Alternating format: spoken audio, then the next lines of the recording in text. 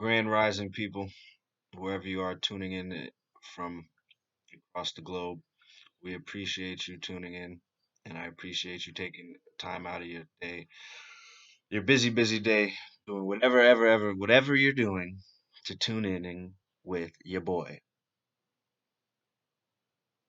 Today, I want to talk about why self-love.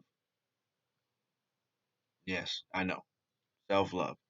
The English language doesn't have many words to express love, so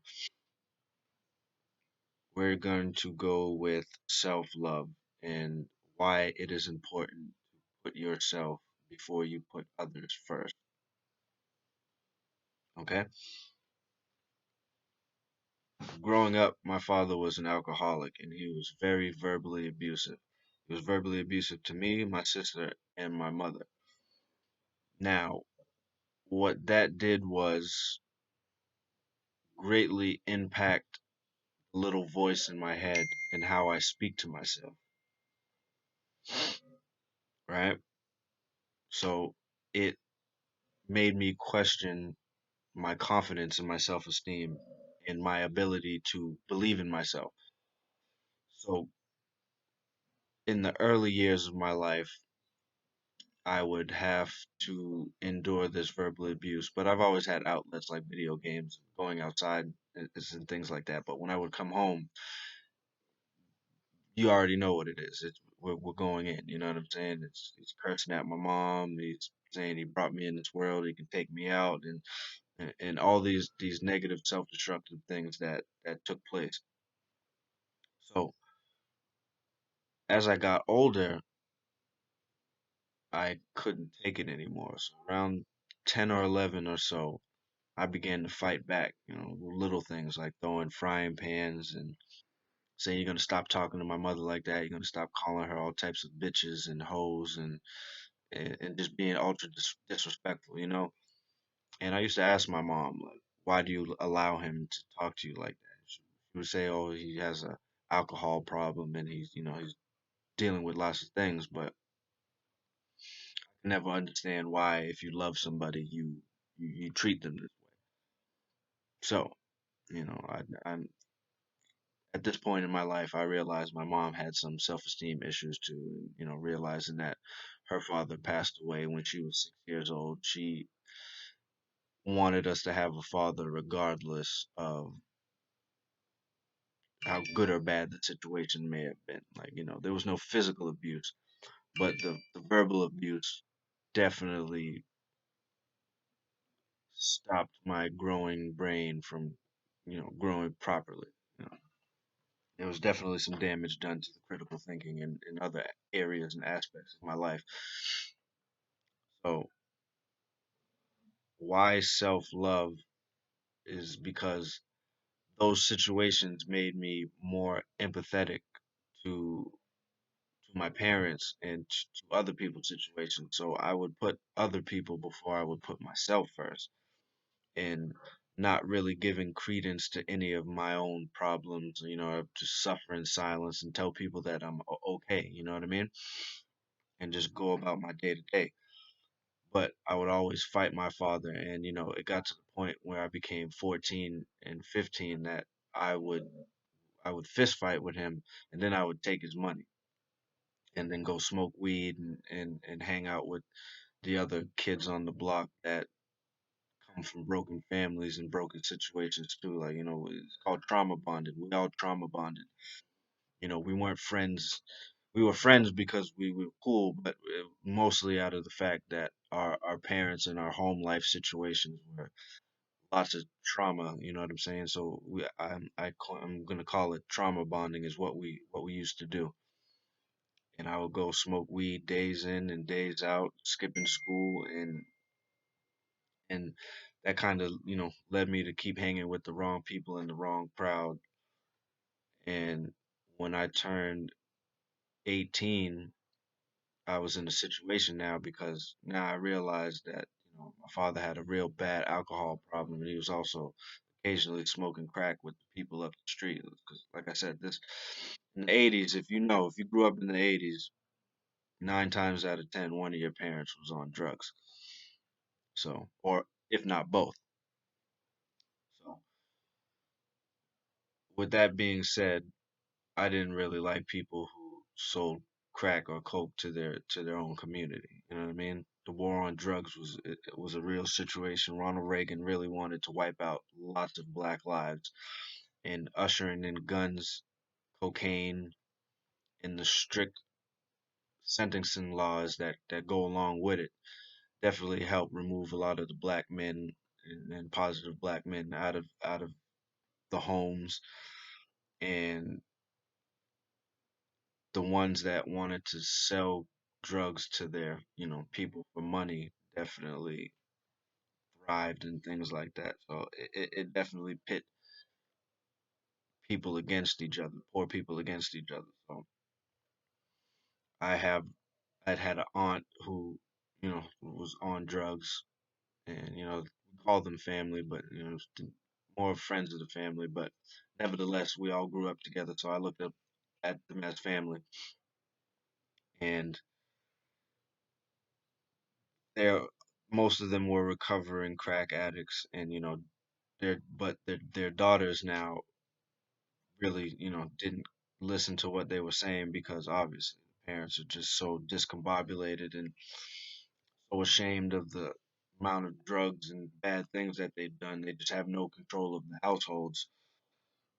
This kid would come over and, you know, sell crack out of the house. So when Auntie was leaving, she didn't want said individual over the house. And around those times, I was drinking. I started drinking at 14 years old, at a very early age, smoking and drinking because trying to escape and numb the pain. You know what I mean? My mother tried to get me to speak to a therapist, but I knew that, you know, the colonizer, quote unquote, we're not going to disrespect any other people's race, and I don't want to create division. I feel like religion, colorism, and all that other shit creates division. So let's just say the people who don't value human life put alcohol and, you know, these bad food and these situations and projects in place to keep poor people in the state that they're in. So with that being said, I never turned to therapy because you know I always knew I had a brain. I know who created these situations. My mom was born in 1947. She was around the time of segregation and all these things, and you know, strict laws with voting and all that good stuff. So I never wanted to go to a system that deemed us less than human beings in the first place. So you know, I would just turn to drinking and smoking and coping with living in the ghetto how I could, you know. So that night, a couple said individuals that I was cool with that I'm really not that cool with anymore. We were drinking and smoking at the house, and that guy was there, and you know, Auntie said she really didn't want him there in the first place. So they were like, "Do you want to rob him?" And I'm like, you know, I don't really care. You know what I'm saying? I don't really like people who sell drugs to my people in the first place. You know, especially having a parent who was using drugs. So I was down with it, and you know, we did it. And some time went by,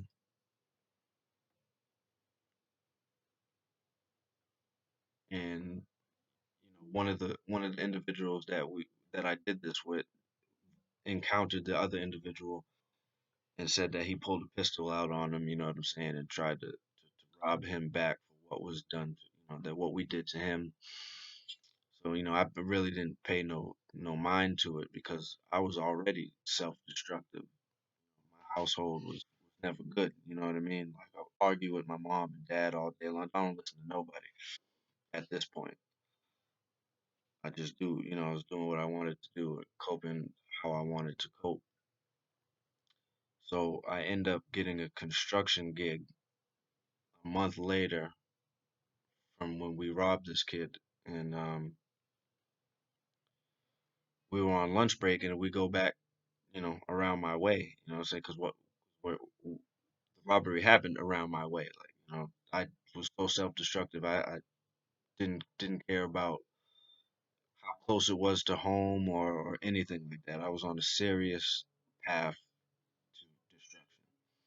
So I see the kid in the pizza shop, and he tries to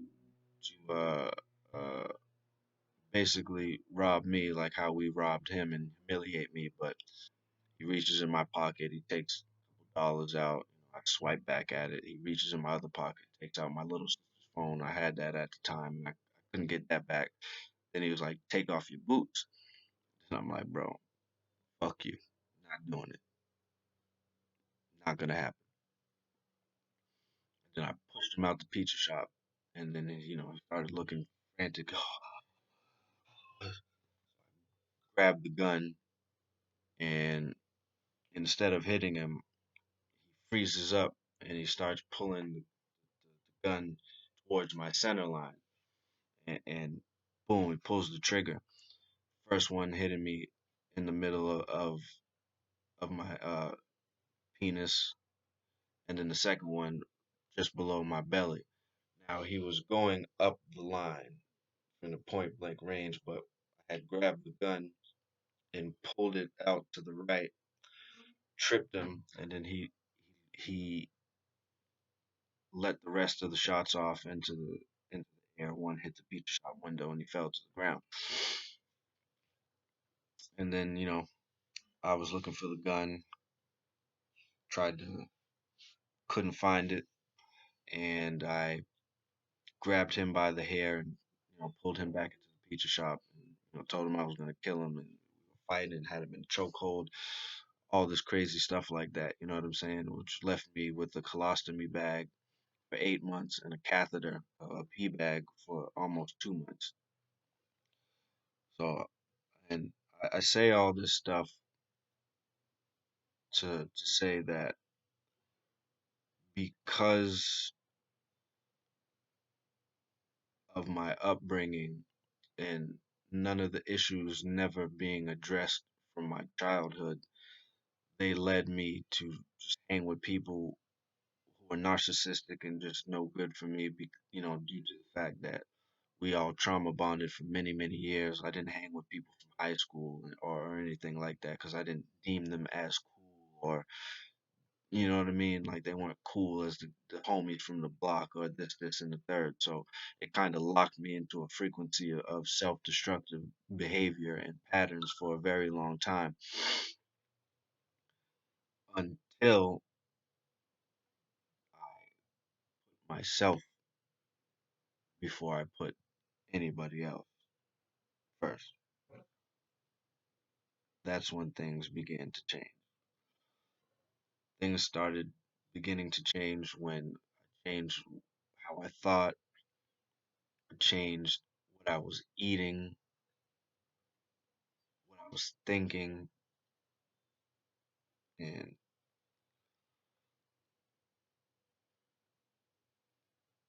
it's never gonna be.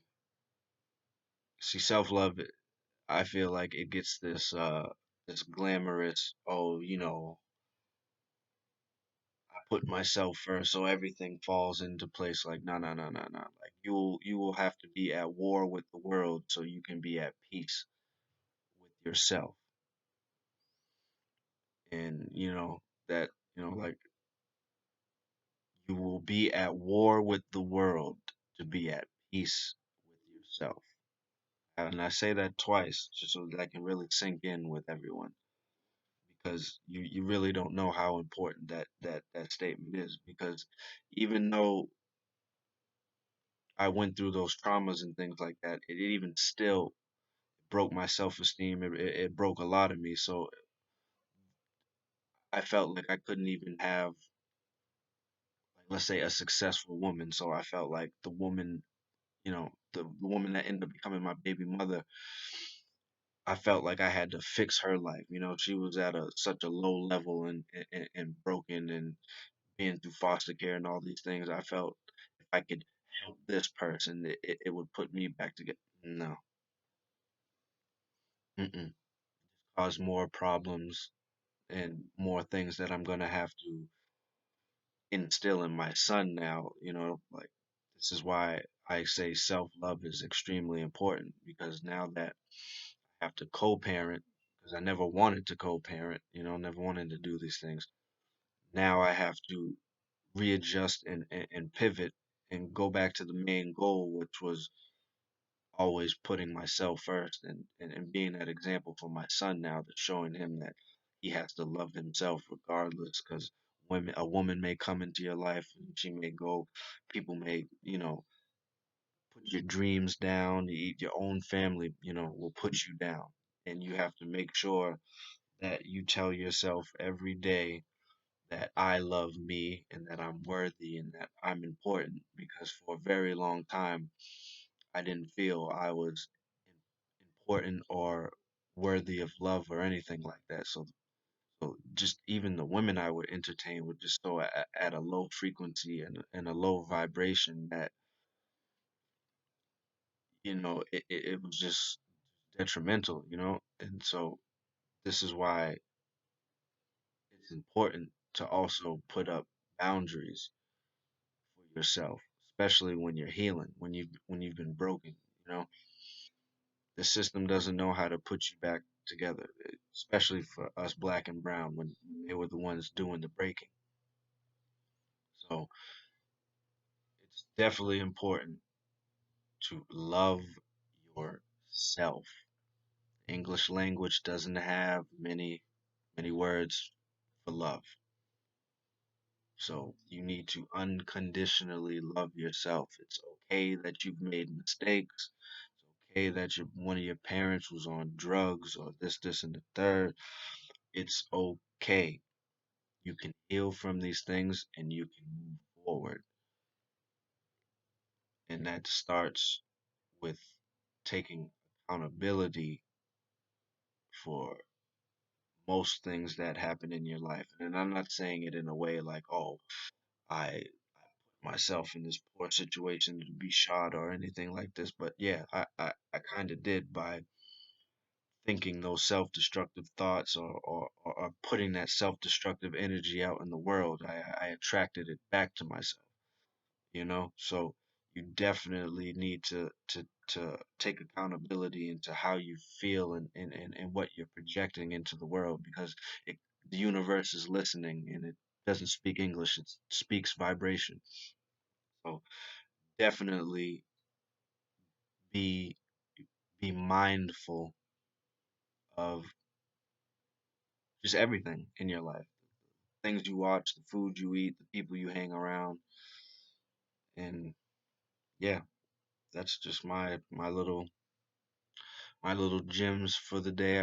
I hope you appreciate the things that I'm saying, and I appreciate you guys listening and taking the time out of your day always to just tune in and to listen to what I gotta say.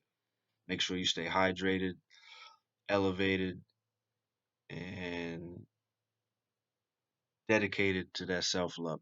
Always put yourself first. Thank you. Much love.